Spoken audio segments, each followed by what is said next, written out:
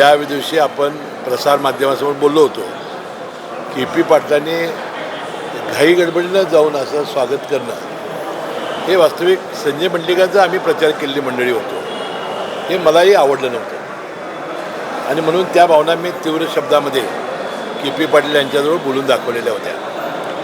परंतु ही जी कारवाई आहे त्याचासुद्धा मी निषेध करतो. तुम्हाला महाविकास आघाडीकडे के पी पाटील जात आहेत आणि म्हणून मग त्याच्या घरावरच तुम्ही इन्कम टॅक्स किंवा ईडी छापा घालायचा. हो, 65,000 सभासदांच्या मालकीच्या कारखान्यावर अशा प्रकारची कारवाई करणं हे आम्हाला काही आवडलेलं नाही.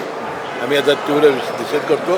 के पी पाटलाच्या मालकीचा दुधगंगा बेतगंगा कारखाना नाही, हा 65,000 सभासदांच्या मालकीचा आहे. राजकारणामध्ये अशा पद्धतीने करून कधी राजकारण यशस्वी होत नाही. या मैदानामध्ये शेवटी पाठ टेकवणं एवढाच पर्याय असतो.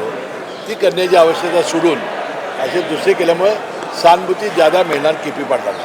म्हणजे ह्यामागे ज्या पद्धतीनं के पी पाटील महाविकास आघाडीच्या वाटेवर असल्याच्या चर्चा आहेत आणि म्हणून ही कारवाई झाली असं बोललं जाते. मग ह्या तथ्य आहे म्हणायचं का? आता त्या पद्धतीनंच असं दिसते ना. यापूर्वीसुद्धा 6 महिने लायसन्स अडवलेलं होतं.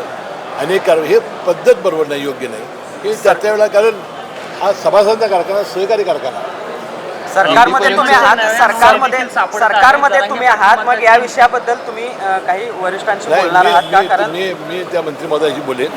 वास्तविक अशा सहकारी कारखान्याला घालणं बरोबर नाही. तुम्हाला व्यक्तिगत काय कारवाई करायची के पी पाटलावर करावी ना.